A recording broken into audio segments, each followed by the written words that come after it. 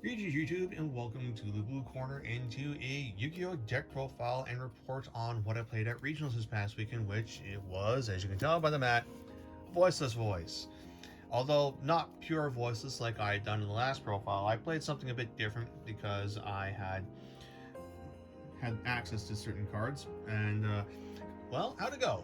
Unfortunately, not very well. I ended up scrubbing out and finishing 22nd. It was not a great regionals. One of the losses was my own fault too, which is really unfortunate.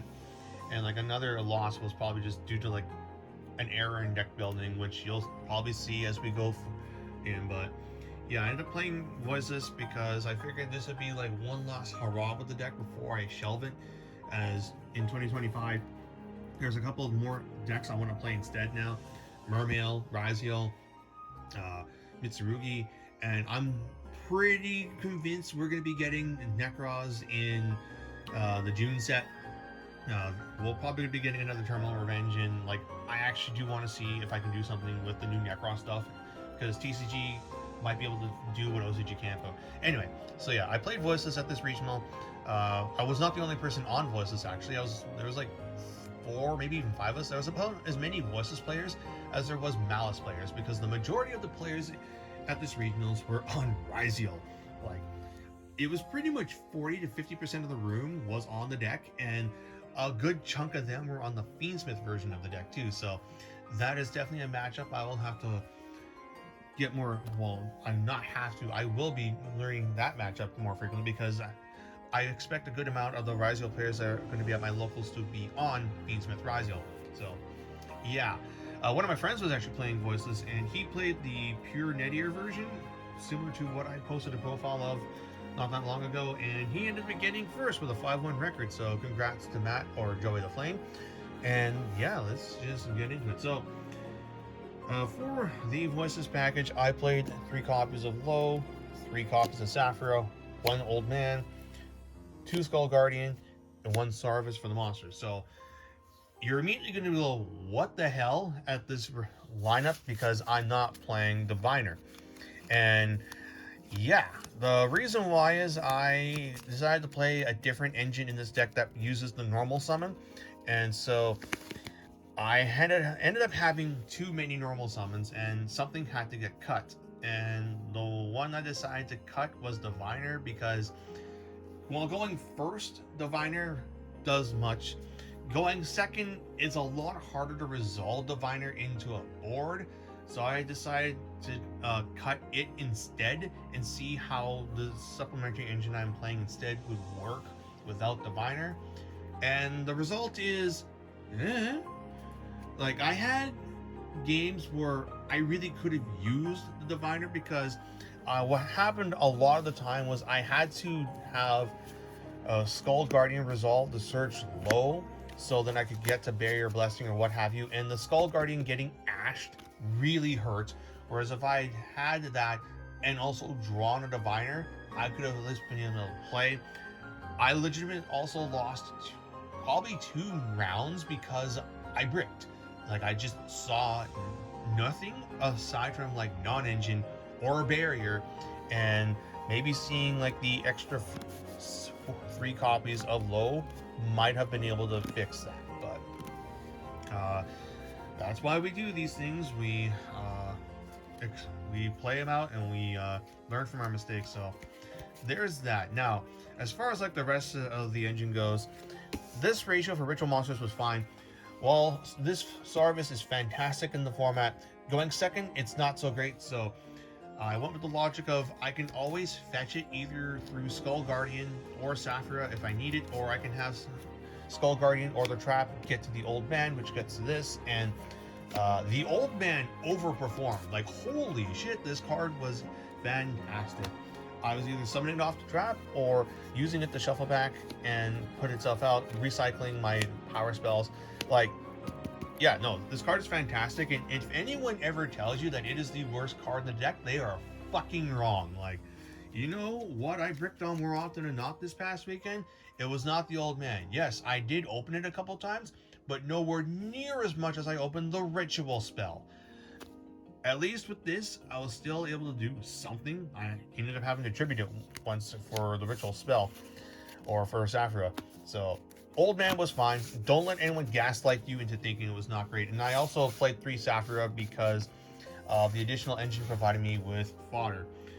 Then 3 Barrier, Blessing, Radiance, 2 Prayers, and 2 copies of Free Prep. Again, I subscribe to the theory of you play 5 copies of your Ritual Searchers, Saphira or Free Prep. Then Nadir, along with Maximus. Yeah, this was pretty good. Although, be mindful now that a Fiendsmith has a line.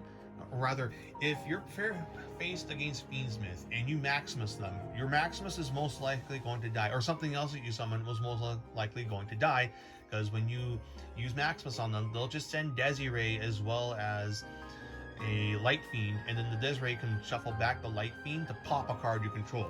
So this can backfire on you against the matchup, and if you know you're up against that matchup post side, unless you feel like it's really necessary to resolve Maximus, you may end up just having to use Servant to search the Maximus and just have Servant send something to pop or bounce or draw. So just be mindful of that going forward. Now, as far as the additional engine I played and why I cut the Diviner, it's because I played the Ryzeal package, because I have these things. So I played 3 copies of X, 1 copy of Sword, and 1 copy of Ice. This was why I cut the Diviners, because Ice, Low, and Diviner were too many normal summons, and it would lead to serious cases of clumping. And I allowed myself to cut the Diviners instead of this. And frankly, while this card was fantastic for setting up some pretty strong boards, in retrospect, this was incredibly win more, and it wasn't needed. I should not have played Ice. The idea was that I would use Ice as an additional search off of Sword if I already drew, because normally you go X, summon Sword, Sword, search X, and just leave it at that. But in this case, you can go X, summon Sword, Sword, search Ice, and a normal summon Ice. And then you can make 2 rank boards. You can make a Detonator and a Dweller or a Cowboy. And unfortunately, doing this though plays into Nib super terribly. And unlike Pure Ryzeal, you're not searching out Cross beforehand to stop this. And I did get punished for this. Oh boy, did I ever get punished for this. So in the future, I will definitely cut this because it's not needed. I might play a Bonfire though, just to search X Ryzeal, because while this was win more, this was fantastic. Like, the Ryzeal engine was super good, because the idea behind it is that, much like Branded Fusion was for Voiceless Voice, your main starter card for this package is a starter and as well as an extender. Now, admittedly, Branded Fusion is still a superior engine because it puts a light in the graveyard for you to use, like Saphira or Triaz. But this card, though, allows you to try and break boards while trying to play, because you'll just send Mirrolic Aggregator to the graveyard, and then you negate a card and get a search. So they have to either negate the search or let it go, and then you just summon Detonator. But why it works so well for Voice is because it pairs nicely with Nadir, because you do this line and you negate a card with Aggregator, and then you make your Detonator. Then you use Nadir to search Maximus, and you're probably popping or bouncing with Malong or Entess, and you get to try and set up Voiceless combo. And then going first, you make a Detonator backed up with the Voiceless setup of Skull Guardian, Low, Barrier, and a Detonator with that is really obnoxious to deal with because it's a light monster, so they can't target it because of Barrier. And Detonator that cannot be targeted is really difficult for decks to deal with. So while this was a mistake, this was not. This was fine. Like, I definitely will see how I can make this engine work in the future. There's this minimalist approach, or if you're gonna play Ice, you go the whole shebang and you play like more copies of some of these cards with Bonfire, like I've seen in some European lists. But for me, I'm gonna cut this. So that's that. And then as far as the non-engine goes, I played 3 copies of Ash Blossom. Not much to really say here. It's arguably the best hand trap this format, and then, or honestly, this is probably the best hand trap because it doesn't turn on talents. But I played both of those. I played Ogre as my second out to Ryzeal duo drive. Unfortunately, I didn't see Ogre very often. I saw it maybe 3 times. One time, it just got ripped by talents against Memento. One more time, I was able to use it on a duo drive, but my hand was booty anyway, so it didn't matter. And then the last game, I saw it in game 3 against Horus Blackwings, and I didn't even end up having to need it because I had enough gas in my hand regardless. 3 copies of Fuelos, as well as a Magna Hut, I guess, but Fuelos because I got the card, so I was going to use it as it. While you might not think it's super strong in here because you're playing Voiceless, the fact is this card serving as a deterrent to stop your opponent from going ham and setting up a full board is good enough. Because the thing about Voices is that playing in the full boards is difficult. Playing in the half boards, though, is a lot easier, as between the Ryzeal package or the Nadir package, you can pick apart those type of boards, and then you clear those boards and set up yours, and then your opponent has to try and play into a Voices board. And Voiceless Voice going first is super strong in this format because of Sauravis. So for that alone, this card performed very well, and I saw it in like half my rounds, and it did what it did. It stopped my opponent from setting up a full board. They would do just summon one boss monster like Detonator and pass, and that's enough for me to break through between, again, Servant or just summoning my X and negating the Detonator. And yeah, like, I don't regret playing this card. And then Magna Hut, I made the call to play the card because I figured there'd be a fair amount of Fiendsmith. I figured people would not be on Malice as much as like other decks, and I was right in that regard.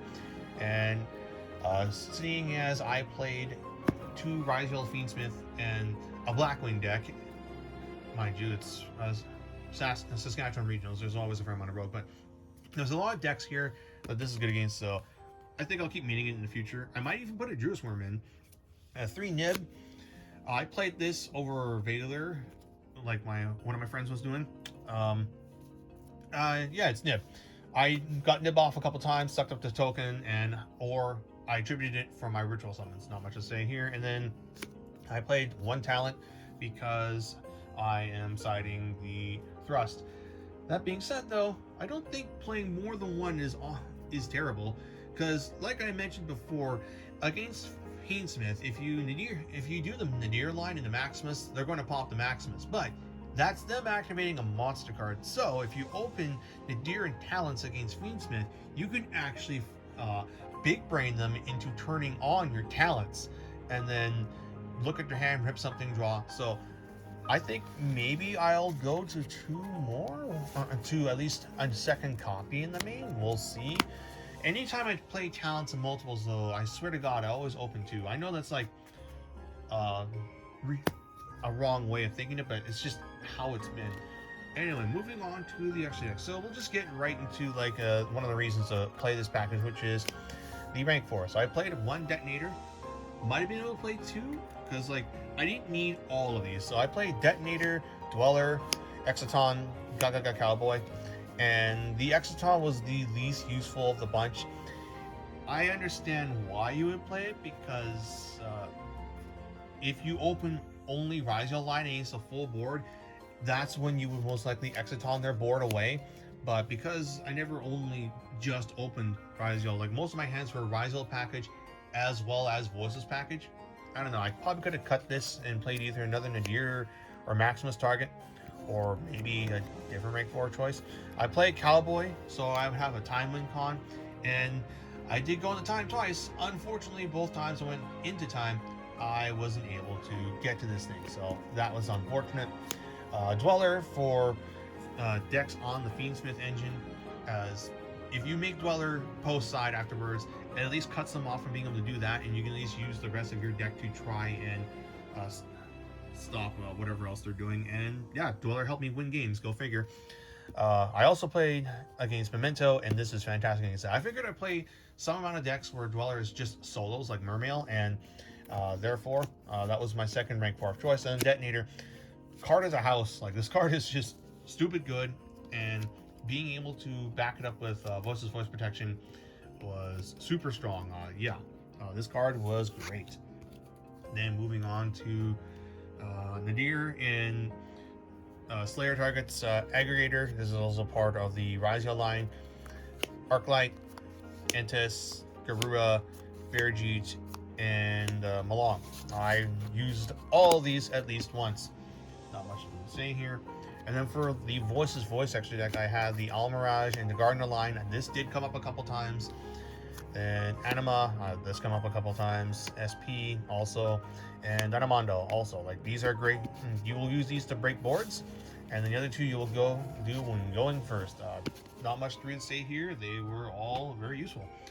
That's the beauty about Voiceless Voice. Is like your extra deck requirements are so little. It's just these things.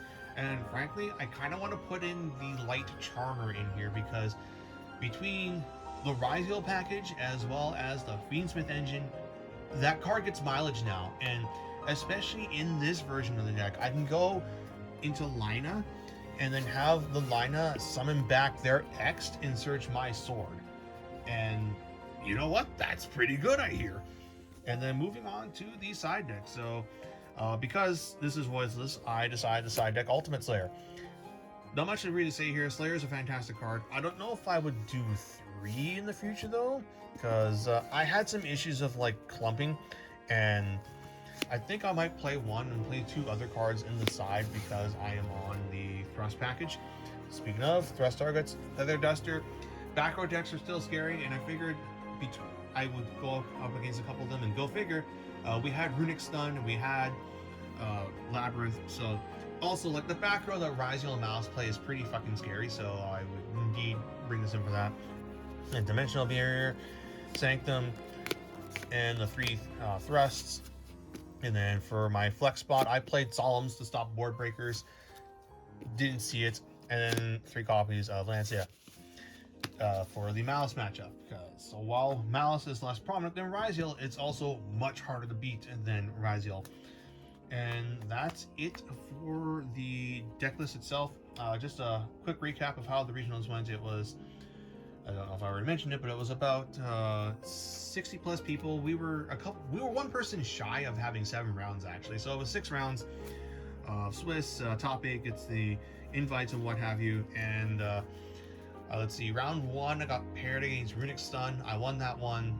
Round 2 got paired up against Toy Box Centurion. Won that one. Round 3 I got paired against Memento. That one was a draw. I bricked terribly for that one. It was a, you know those games where you open just Barrier as your Voiceless Voice play?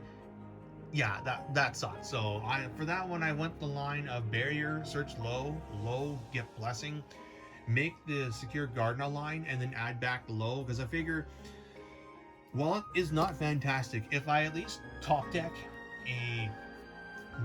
a part of the Nadir package, I can at least summon Maximus and go from there. And the Gardener prevents me from taking damage at least from 1 attack. So yeah, then he started doing Memento stuff, so you know, that's unfortunate. I had 2 hand traps, but Memento either has the hand, much like this deck, where it either plays through every hand trap possible, or it loses to 1. And yeah, he played through 2 of my hand traps and Talons away the 3rd one. I should have just scooped it up, truth be told, but I figured since he was not going to be able to kill me because he used Pot of Prosperity, as long as I draw something good, I could break the board and kill him. I didn't draw anything good. Game 2, he Perulias me, and I have a hand that allows me to say, fuck it, I'm going all in, because my mindset is, if I can set up Skull Guardian, Detonator, Dweller, and Thrust for D Barrier, which is what this hand did, I could basically FTK him, because Memento that cannot fusion summon, that cannot use its graveyard effects, while also having to deal with a skull with Sauravis, because I also had Sauravis out too, because I knew his only line of play to break my board he would have to link summon.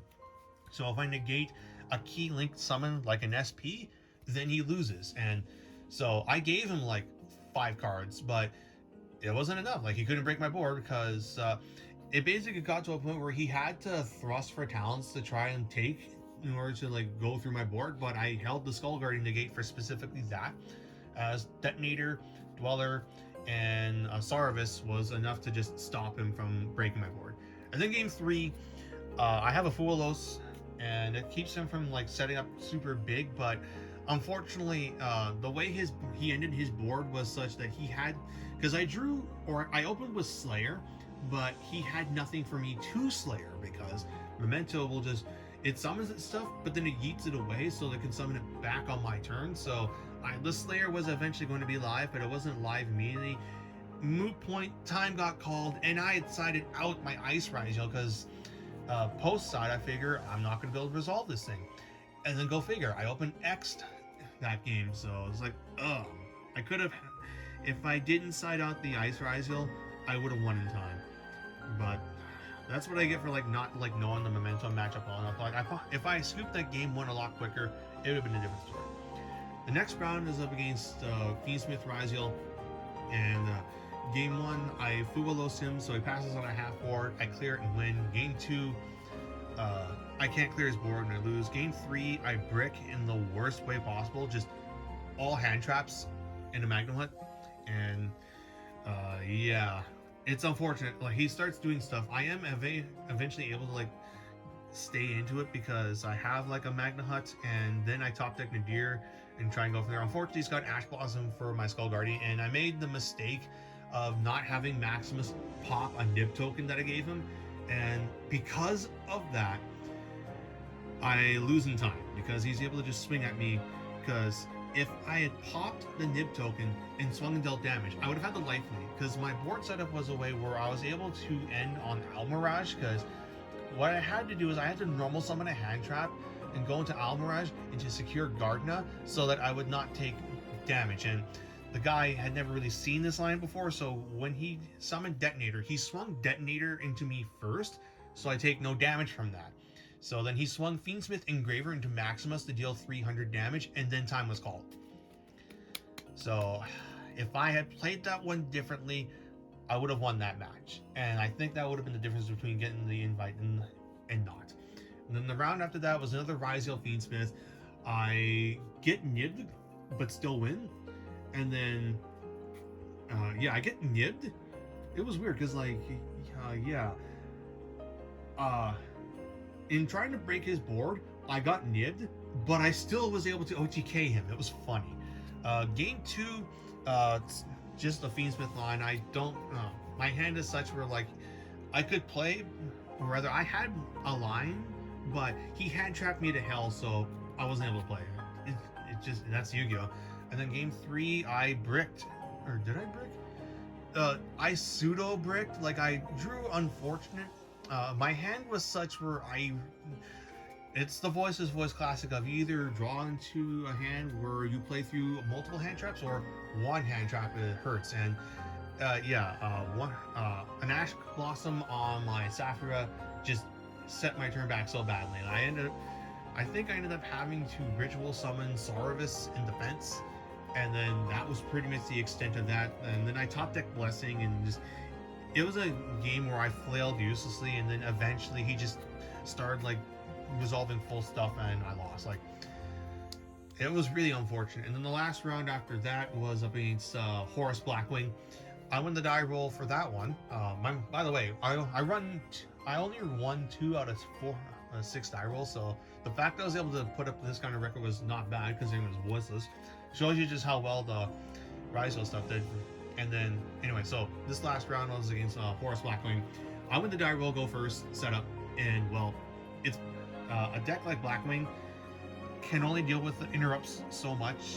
And what happened? How did it go? Like, he starts doing stuff, and like he can't fully crack my board. I nib him, and so he's just only got the nib token and full armor master. The nib stats, by the way, were 8,800 attack and 10,000 defense, because you know I had Skull Guardian up and such. But I was able to out the rest of his setup and win. Game 2, I have no hand traps, so we go to game 3. Like, anyone who's played against modern Blackwings know that if you don't open specifically multiple hand traps, like, you need to see nib and like also an imperm. Like, you need to see nib, and you need to nib at a correct point, otherwise that deck just like puts up too much and you cannot win. So yeah, I scooped. Game 3, I opened full combo. Like I open Ryzeal combo as well as Voiceless Voice combo. So I end on Detonator, sauravis, Skull Guardian, Low Barrier, and Radiance. And yeah, he can't break through that. Like it's too much. And I also drew an Ash block. No, I also drew a Ghost Soaker that turn too. So like, if he tried to use King Suck a second time, I pop it. I had to like kill an Imseti with something, but yeah, all in all, like he couldn't break my board and I won. So that's how that went. All in all, I didn't mind playing this version of the deck. Just definitely some tweaks I would make though. Like I would cut the ice, and honestly, the ogres were not that great either. Like I kind of just want to like cut these 4 cards and put the binders back in, just so I have that extra normal summon security. Because yeah, like if I'm not playing ice, then I no longer have that conflict in normal summons. So then I can just summon Diviner and go from there. Because the Ryzeals, they either go through or they are a hand trap magnet. And then while it would suck to have this hand trapped, again, you don't really care about your extra deck. So if this gets hand trapped, then you just summon Diviner, and that's one less answer they have to Diviner or Low. Especially if they waste their Ash on this, because then that's an Ash they cannot use on your barrier. So we will see. The extra deck will definitely get tweaked and maybe even the side too. But yeah, I'm not disappointed that I played this. My other option was Mermail, which maybe I should have just gone with anyway, because over the course of December, I played Mermail more than I played Voiceless, so I was getting pretty comfortable with that deck. But I figured this would be one good hurrah with Voiceless before I move on to decks like Mermail, Ryzeal, or Mitsurugi. And yeah, a good last showing for the deck. And it's not like I'm done with this deck for good. Like, if Konami releases like a ritual monster that is useful with this engine, then Voiceless was always something I can come back to. We'll see. Or maybe they'll actually like print good Voiceless support. It could happen.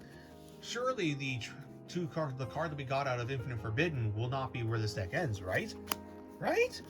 Likewise, a thing that's also possible is they might actually print like Dogmatica support that works with this deck. Because what is one of the issues? Drawing Nadir with Maximus. What if, and hear me out, what if they printed a Nadir target that's also a ritual monster that can also be used with the engine? Like a light warrior Nadir target ritual monster that, yeah, like as long as its effect is passable, I would probably consider it. And maybe just play Maximus and this new ritual monster. That way, if you open both, you can at least Saphira ritual summon this new ritual monster and then Nadir back the ritual monster or what have you. But anyway, that's all I gotta say about this. I hope you guys enjoyed the deck profile. And if you're also trying Ryzeal Voiceless Voice, comment on what you did and what suggestions you'd make. Until the next time though, this is Blue Star 899, jacking out.